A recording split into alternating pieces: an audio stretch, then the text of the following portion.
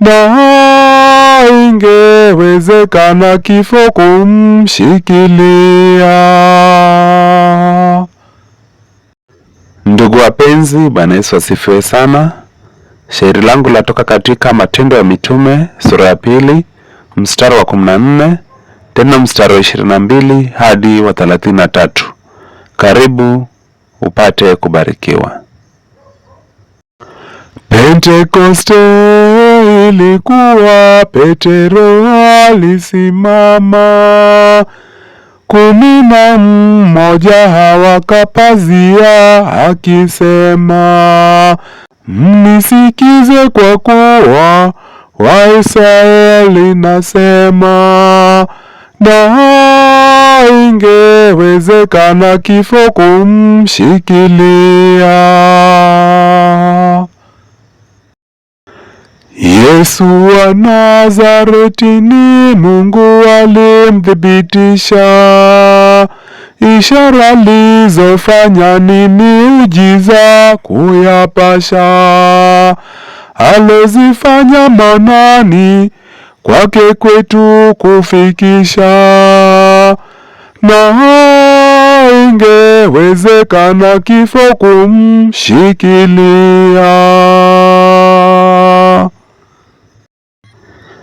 Kwa azimio la Mungu tokea tangu zamani, katokea Yesu Mungu mkamsulubishani, wakamuua wa Mungu kwa mikono yao yani, na ingewezekana kifo kumshikilia.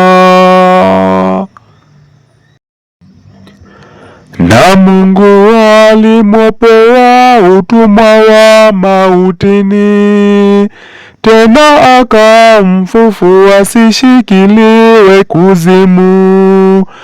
Haingewezeka kuwa ashikiliwe kifoni, na ingewezekana kifo kumshikilia.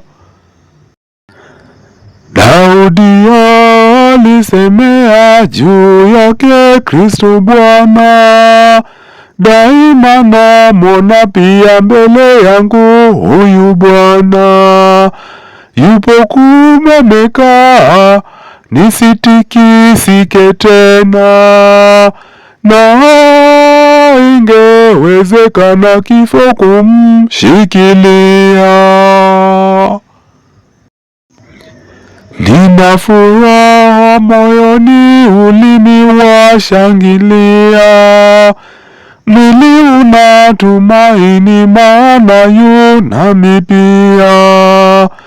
Roho yangu utaachani, kuzimu haribikia, na ingewezekana kifo kumshikilia. Unanionyesha njia za uzima, Bwana wangu, furaha tanijazia uso wako, Mungu wangu. Wazi ndugu tasemea juu Daudi babangu, na ingewezekana kifo kumshikilia.